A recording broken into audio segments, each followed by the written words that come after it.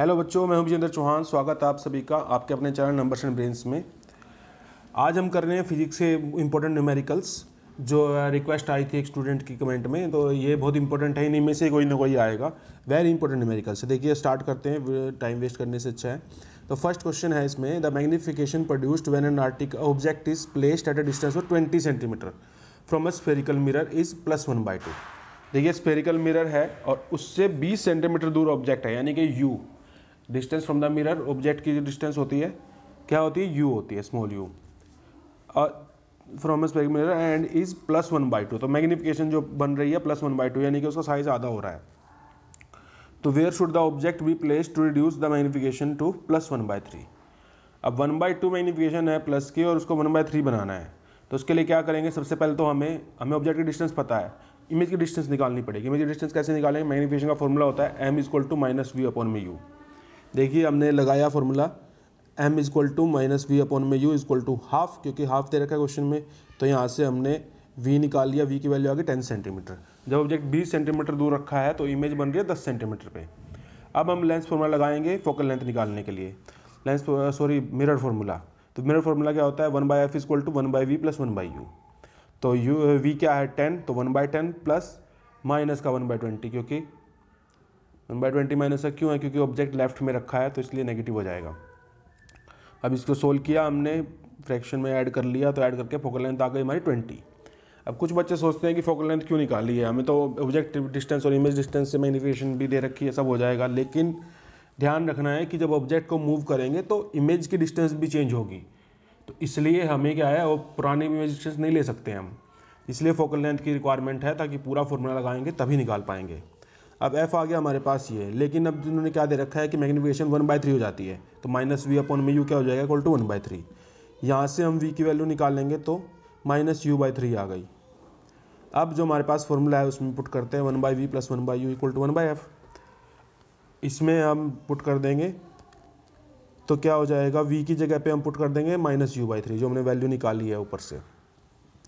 जब इसको पुट किया तो ये आ गया हमारे पास u = कितना आ गया, -40 सेंटीमीटर आ गया।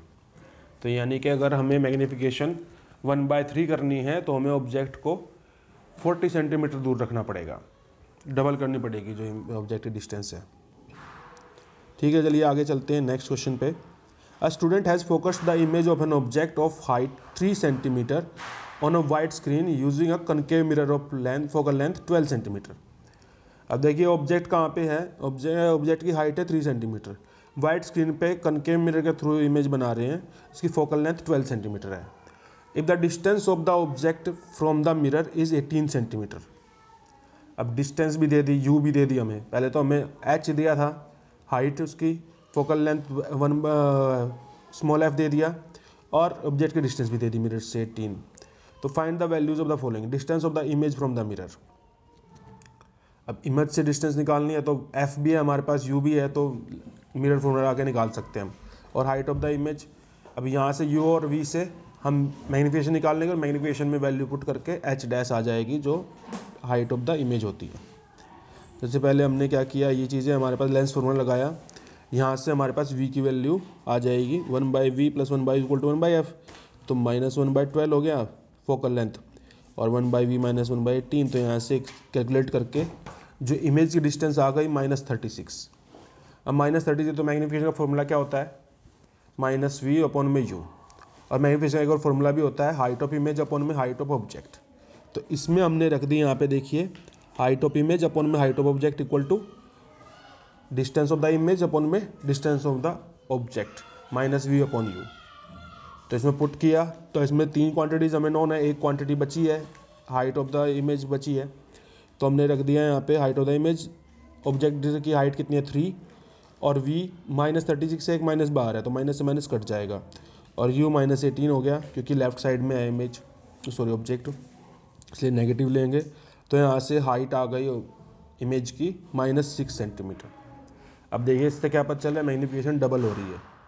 यहाँ से भी पता चल रहा था हमें लास्ट में, जब हमने v की वैल्यू निकाली थी 36 हो गई थी, -36, तो ऑब्जेक्ट 18 सेंटीमीटर दूर था और इमेज बनी 36, तो दैट मीन्स डबल हो गई ना। तो यहाँ से भी पता चल जाता हमें हाइट 3 है तो 3 की डबल 6।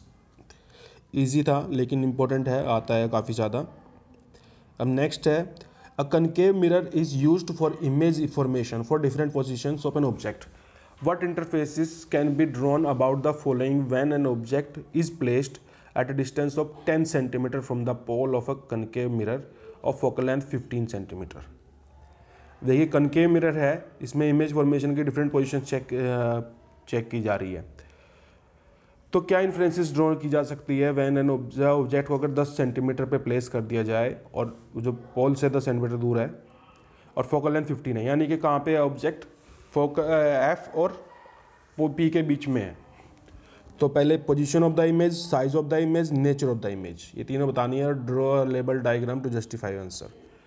देखिए जब कनकेव मिरर में ऑब्जेक्ट फोकस और पोल के बीच में होता है तो क्या होता है, देखिए यहाँ पे ये बना हुआ है। तो इमेज कहाँ बनती है, जिस तरफ ऑब्जेक्ट है, जिधर ऑब्जेक्ट है उधर ही इमेज बनेगी और जितना दूर जाएगा उतना ही बड़ी होती चली जाएगी। ठीक है, इधर आ रहा है लेकिन अपीयर क्या होता है, अपीयर ये होता है कि राइट साइड में इमेज बन रही है। राइट साइड में क्या होता है, राइट साइड में इमेज होती है वर्चुअल। तो पहला तो ये हो गया, वर्चुअल इमेज हो गई हमारी। और position of the image behind the mirror होगी। Size of the image will be highly enlarged, बड़ी हो जाएगी इमेज। और nature of the image will be virtual and erect. अब एफ में दिया हुआ है तो प्लेस्ड प्रिंसिपल फोकस पे होगी। हाँ ठीक है, क्लियर है। अगर एफ और पी के बीच में होता है ऑब्जेक्ट तो इमेज बड़ी बनती है, वर्चुअल बनती है और सीधी बनती है, इरेक्ट इमेज होगी। आगे चलते हैं। The image of an object formed by a mirror is real. देखिए इमेज रियल है। इन्वर्टेड एंड इज मैग्नीफाइड -1, यानी कि पॉजिटिव से नेगेटिव हो जाती है। तो सिंपल है, बस अगर ये जिस साइड में यू है उस साइड में वी नहीं होगा, उससे अपोजिट साइड में इमेज बनेगी। और the image at a distance of 40 centimeter from the mirror, where is the object placed. Simple सी बात है, -1 है तो ऑब्जेक्ट कहाँ पे होगा, 40 सेंटीमीटर ही होगा, वो भी दूसरी साइड में। Where is the object placed and where would the image be if the object is move 20 centimetre towards the mirror. अब अगर ऑब्जेक्ट को 20 सेंटीमीटर मिरर की तरफ मूव करते तब कहाँ आपके पे होगी। State reason and also draw ray diagram for the new position of the object to justify answer. तो जैसे हमने फर्स्ट न्यूमेरिकल में किया था, सबसे पहले हम क्या निकालेंगे, फोकल लेंथ निकालेंगे, तभी हमें पता चलेगा आगे का। फर्स्ट स्टार्टिंग में तो हम मैग्नीफिकेशन से पता कर सकते हैं कि जब ऑब्जेक्ट 40 सेंटीमीटर है मिरर से तो इमेज कहाँ पे बनेगी। पहले ये निकाल के हम वी की वैल्यू निकल जाएगी तो फिर हम लेंस फार्मूला लगा देंगे, मिरर फार्मूला। तो since object the mirror is real inverted है, therefore the mirror is concave mirror है, क्योंकि कनकेव मिरर में रियली और उल्टी बनती है इमेज। और and magnification of the mirror is -1 है, तो m is equal to -v upon में u which is equal to -1, तो माइनस से माइनस कट जाएगा और v इक्वल टू u आ जाएगा। तो जैसे कि मैंने बताया था, जितनी दूर ऑब्जेक्ट है उतनी दूर इमेज बनेगी उसकी। The object and the image both are formed at the centre of the curvature. क्योंकि ऐसा कब होता है, जब उतनी ही दूरी पे डिस्टेंस कब होता है, जब कर्वेचर पे होता है ऑब्जेक्ट, तब होती है। अब उसने बोला सेकंड केस में अगर 20 सेंटीमीटर मिरर की तरफ ले आएंगे तो कहाँ पे आ जाएगी इमेज, फोकस पे आ जाएगी। जब क्या करते हैं हम, जब 20 सेंटीमीटर टुवार्ड्स द मिरर ले आएंगे, क्यों, क्योंकि जो रेडियस ऑफ कर्वेचर है वो फोकल लेंथ का डबल होती है। तो यहाँ से हमारी फोकल लेंथ निकल गई, फोकल लेंथ 20 हो गई। तो जब फोकस पे ऑब्जेक्ट होता है तो उसकी इमेज कहाँ बनती है, तो when is moved to 20 centimeter the object will be at the focus of the mirror, therefore the image will be formed at infinity। क्योंकि इन्फिनिटी से आती है तो फोकस पे बनती है, फोकस से आ रही है तो इन्फिनिटी पे बनेगी। आगे चलते हैं। A student wants to project the image of a candle flame on a screen 48 centimeter in front of a mirror by keeping the flame at a distance of 12 centimeter from its pole। अब देखिए क्या है, student project करना चाहता है image of the object 48 centimetre. Image 48 centimetre दूर होगी mirror से और जो डिस्टेंस है ऑब्जेक्ट की यानी कि कैंडल फ्लेम की वो 12 सेंटीमीटर दूर है मिरर से। तो suggest the type of mirror he should use. कौन सा मिरर यूज़ करना चाहिए जिससे कि इमेज की डिस्टेंस 48 हो और ऑब्जेक्ट की डिस्टेंस 12 हो। और find the linear magnification of the image produced. Magnification तो क्लियरली 12 4 जा 48, 4 टाइम्स है, -4 होगी। और how far is the image form from its object, object से कितनी दूर है, 12 इधर और 48 इधर, तो 60 हो गया। Draw a diagram of the image formation. देखिए कनकेव मिरर चाहिए सबसे पहले तो, क्योंकि नेगेटिव मैग्नीफिकेशन है, और लीनियर मैग्नीफिकेशन होगी V/u, जैसे कि मैं बताया था 4 हो जाएगी नेगेटिव, क्योंकि माइनस V होता है और एक माइनस पहले से, या 48 माइनस माइनस कट गया तो -4 हो गया 48/12 करके। अब distance between the object and the mirror कितनी हो जाएगी, 48 - 12।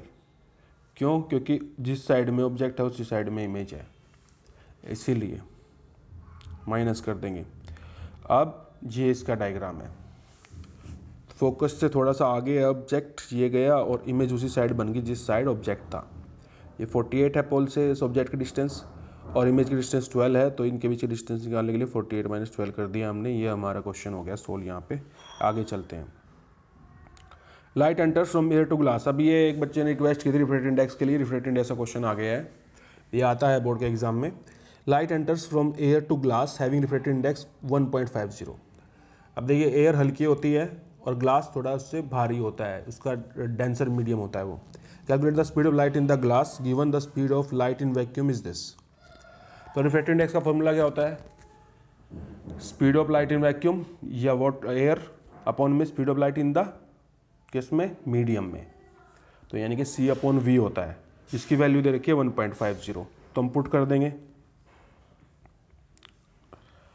Speed of light in glass क्या होगी, V = C/n हो जाएगी। n इन्होंने रिफ्रैक्टिव इंडेक्स के लिए लिया है, जिनको ये समझ में नहीं आया एक बार बता देता हूँ। रिफ्रैक्टिव इंडेक्स का फॉर्मूला होता है C/V। अब V निकालनी है तो V को एक साइड ले गए और U को n को दूसरी साइड ले गए, तो V की वैल्यू C/n हो जाएगी। C कितना है, 3 × 10⁸, और इसको डिवाइड करना है 1.5 से, तो 1.5 2 जा 3 होता है, तो 2 × 10⁸ मीटर पर सेकेंड। ये आ गई speed of light in glass. ठीक है, ये हमारा क्वेश्चन था। आगे चलते हैं, सिंपल क्वेश्चन था रिफ्रैक्टिव इंडेक्स का, थोड़ा सा और घुमा के चलते हैं। The refractive index of glass and water is respected to air are 3/2 and 4/3। अब देखिए ग्लास का रिफ्रैक्टिव इंडेक्स 3/2 है, 1/5 हमने पिछले क्वेश्चन में किया है, और 4/3 रिफ्रैक्टिव इंडेक्स है वाटर का। अब if the speed of light in glass is this, the find the speed of light in water. अब ये रिलेटिव रिफ्रैक्टिव इंडेक्स का क्वेश्चन है। अगर हमें स्पीड ऑफ लाइट हमें वाटर में निकालनी है तो रिफ्रैक्टिव इंडेक्स हमें दे रखा है, तो कंपैरिजन होगा, रिलेटिव रिफ्रैक्टिव इंडेक्स से निकलेगा ये। देखिए अब क्या किया हमने, रिलेटिव रिफ्रैक्टिव इंडेक्स क्या होता है, n = पहले हमने ग्लास का लिख लिया 3/2 है, वाटर का 4/3 है, तो speed of light in glass 2.85 है, 2 × 10⁸ मीटर पर सेकेंड है।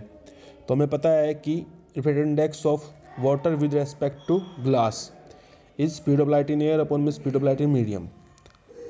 ये तो ग्लास का फॉर्मूला है, तो इसको लगाया हमने 3/2, तो स्पीड ऑफ लाइट आ गई हमारे पास वो वैक्यूम में 3 × 10⁸। इन्होंने लंबा किया है, कुछ शॉर्ट फॉर्म में भी कर सकते हो। तो फिर वाटर की निकाल ली, वाटर में speed of light in air put कर दी, 4/3 = C की वैल्यू क्या होती है 3 × 10⁸, अपॉन में speed of light in water मान ली V हमने, यहाँ से कैंसिलेशन किया काट के, हमारे पास क्या आ गया 3 × 3 = 9, 9 × 10⁸ अपॉन में 4, तो 9 को डिवाइड करेंगे 4 से, तो 2.25 × 10⁸ मीटर पर सेकेंड। इसको डायरेक्ट भी कर सकते हो आप।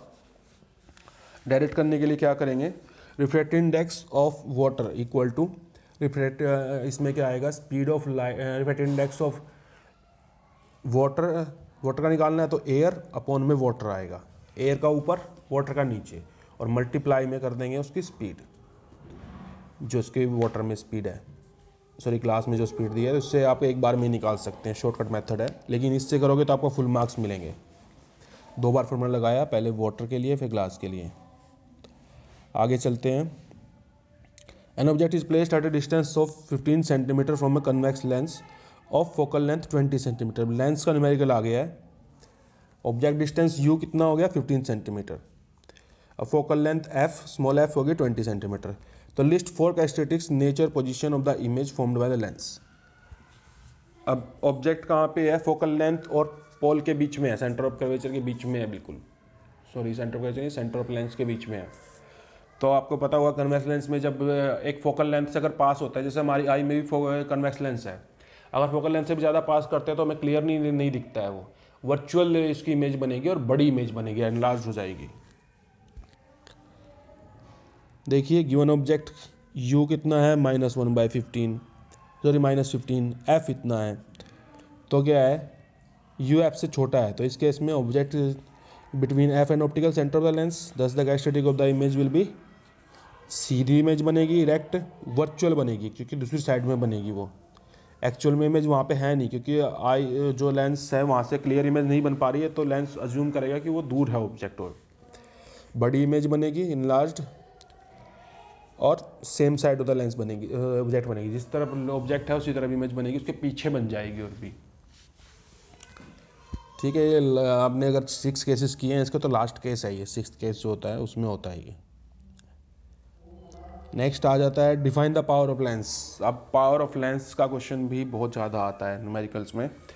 एक नंबर तो ये हो गया, define the power of lens. The focal length of lens is -10 centimetre, right the nature of the lens. Focal length -10 centimetre है, तो पावर का फॉर्मूला क्या होता है, 1/f होता है। Right the nature of the lens and it's power. If an object is placed at a distance of 20 cm from the optical center of this lens, according to the new Cartesian sign convention, what will be the sign of magnification in this case? Sign भी बताना है, magnification छोटा होगा या बड़ा होगा ये भी बताना है इसमें। पावर, सबसे पहले पावर क्या होती है, फोकल लेंथ का उल्टा होती है। The ability of a lens to converge और diverge the rays of light is called power of lens. It is the reciprocal of focal length. तो P = क्या होगा, 1/f सेंटीमीटर में। तो 100 में कितनी थी फोकल लेंथ हमारी, 10, तो 100/10 कितना होता है, 10 ही हो जाएगा। अब ये -10 है, तो 100 में -10 ये हो जाएगा हमारा 10 डायोप्टर। -10 डायोप्टर होगा। नेगेटिव पावर किसकी होती है, कनकेव लेंस की होती है। और ये उसके लिए भी यूज़ होता है जिसको, अगर किसी को मायोपिया है, दूर का साफ नहीं दिखाई देता, तब यूज़ करते हैं, नेगेटिव पावर का लेंस होता है। अब दूसरा ऑब्जेक्ट क्या था, ये दूसरा पार्ट क्या था क्वेश्चन का, लास्ट में क्या पूछा था, Cartesian sign convention, what will be the sign of magnification. अच्छा, साइन तो आ गया हमारा। अब u हमारा -20 है और f -10 है, तो as object placed beyond f, तो इमेज क्या होगी, वर्चुअल होगी, और मैग्निफिकेशन विल बी पॉजिटिव। क्यों, क्योंकि v/u होता है और वो दोनों नेगेटिव होंगे, तो कैंसिल करके पॉजिटिव आ जाएगा। आगे चलते हैं। अब रिफ्लेक्टेड रेस का क्वेश्चन आ गया एक और, वैसा ही क्वेश्चन है वाटर और ग्लास वाला, लेकिन उसमें क्या दे रखा था, उसमें speed of light in glass दे रखी थी, लेकिन इसमें स्पीड ऑफ लाइट इन वो दे रखी है, क्या कहते हैं उसको, एयर में। The reflected index of medium x with respect to medium y is 2/3। x का y के रेस्पेक्ट में 2/3 है, और reflected index of medium y with respect to medium z is 4/3। पहले x का y के रेस्पेक्ट में 2/3 है, फिर इंडेक्स y का z के रेस्पेक्ट में 4/3 है। Find the reflected index of medium z with respect to medium x, z के रेस्पेक्ट में। If the speed of light in medium x is 3 × 10⁸ meter पर second, calculate the speed of light in medium y। पहले reflected index निकालना है, फिर speed of light निकालनी है।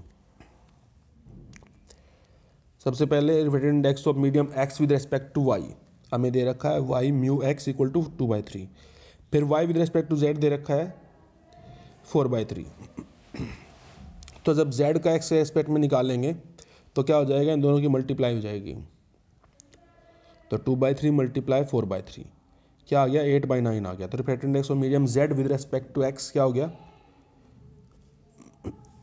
इसका क्या होता है 1/, में इसका उल्टा कर देंगे, क्योंकि हमने किसका निकाला है, x का निकाला है विद रेस्पेक्ट टू z, और हमें निकालना है z का विद रेस्पेक्ट टू x, तो इसका उल्टा कर दिया, 8/9 का 9/8 हो गया। तो कितना आ गया, 9/8 यानी कि 1.2 होता है, 1.125, यानी कि 1 से ज़्यादा है। दैट मीन्स जो ये मीडियम z है ये थोड़ा ज़्यादा डेंसर है x से। तो now speed of light in x में कितनी है, 3 × 10⁸ है, तो speed of light in y में क्या होगी, फॉर्मूला नॉर्मल फॉर्मूला लगा दिया, speed of light in y upon में speed of light in x, तो vy अपॉन में 3 × 10⁸ इक्वल टू किसके होगा, 8/9 के। सॉरी, तो भाई किसका दे रखा है, x का दे रखा है, y की निकालनी है, हाँ, तो 2/3 आ जाएगा। तो 3 से 3 कैंसिल हो गया, 2 × 10⁸ हमारी मीटर पर सेकेंड स्पीड आ गई लाइट इन मीडियम y में। ये क्वेश्चन था। देखिए अब रिलेटिव रिफ्रैक्टिव इंडेक्स का क्वेश्चन है ये। अगर आपको 3 मीडियम है, पहले का रिफ्रैक्टिव इंडेक्स दूसरे के रेस्पेक्ट में दे रखा है, दूसरे रिफ्रैक्टिव इंडेक्स तीसरे के रेस्पेक्ट में दे रखा है, और पहले का तीसरे रेस्पेक्ट में निकालना तो क्या करेंगे, दोनों का रिफ्रैक्टिव इंडेक्स निकाल के उनको मल्टीप्लाई कर देते हैं हम, और फिर वो डिपेंड करता है कि किसका पूछा है। उससे क्या है, अगर दोनों का निकाल के मल्टीप्लाई करते हैं तो फर्स्ट का रिफ्रैक्टिव इंडेक्स थर्ड के रेस्पेक्ट में आ जाता है। ठीक है, फर्स्ट का रिफ्रैक्टिव इंडेक्स थर्ड के रेस्पेक्ट में, बीच वाला गायब हो जाता है। ठीक है, ये हमारा क्वेश्चन था रिफ्रैक्टिव इंडेक्स का। आगे चलते हैं हम क्वेश्चन नंबर 11 पे। चलिए ठीक है। How far should an object be placed for a convex lens of focal length 20 centimetre to obtain its real image at a distance of 30 centimetre from the lens? Determine the height of the image if the object is 4 centimetre tall. अब देखिए, अगर आपको ये numerical समझ में आ रहे हैं, video अच्छा लग रहा है तो चैनल सब्सक्राइब कर दीजिए, क्योंकि और भी बहुत सारे वीडियोज़ है जो आपके एग्जाम के लिए इंपॉर्टेंट है चैनल पे, जिनको देख के आप अच्छे मार्क्स ला सकते हैं। अब how far should an object be placed, यानी कि यू की वैल्यू पूछी है, कितनी होनी चाहिए। अगर फोकल लेंथ 20 है और रियल इमेज बन रही है और at a distance of 30 centimetre, object distance 30 centimetre पे है, यानी कि F2 से ज़्यादा है। दो फोकस होते हैं ना, एक लेफ्ट में एक राइट में, तो राइट में जो फोकस है उससे ज़्यादा है डिस्टेंस। तो determine the height of the image if the object is 4 centimetre toll. पहले यू निकालेंगे हम लेंस फॉर्मूला से, और फिर जब यू और वी निकल जाएंगे तो उससे हम मैग्नीफिकेशन निकाल लेंगे, और मैग्नीफिकेशन से हाइट निकल जाएगी। ये लास्ट क्वेश्चन है इसका, यहीं पे ख़त्म करेंगे हम। तो फोकल लेंथ पहले F20 है, ये लेंस फॉर्मूला लगाया हमने, 1/v - 1/u = 1/f, तो 1/30 - 1/u = 1/20।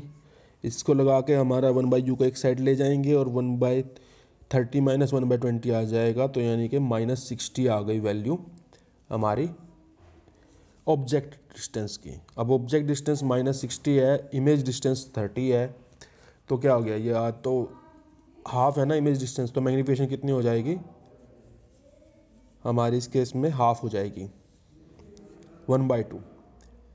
तो इन्होंने उसको निकाला ही नहीं है, सीधा अपना कर दिया। एम का फॉर्मूला एक तो ये होता है -v/u, और दूसरा फॉर्मूला होता है h2/h1। h1 ऑब्जेक्ट की हाइट है और h2 इमेज की हाइट है। तो 30/60 यानी कि 1/2 h2 तो कर दिया, 4 सेंटीमीटर दूर है, तो इमेज की हाइट कितनी होगी, उससे आधी होनी चाहिए, क्योंकि मैग्नीफिकेशन आधी आ रही है ना, तो इमेज की हाइट उससे आधी, यानी कि 4 का आधा कितना होता है, 2 सेंटीमीटर दूर होगी, बड़ी होगी, ऊंची होगी। Hence the height of the image of the object is 2 centimetre. अब इसमें हमारे मोस्टली जो न्यूमेरिकल्स है वो कवर हो चुके हैं, जो इंपॉर्टेंट है, जो एग्जाम्स में आने वाले हैं। तो इसको कर लीजिए, इतना आपके लिए काफ़ी होगा, इससे आप न्यूमेरिकल सोल्व कर लेंगे। आपको वीडियो अच्छा लगा तो वीडियो को लाइक कीजिए, सब्सक्राइब कीजिए। वीडियो पूरा देखने के लिए थैंक यू, बाय बाय।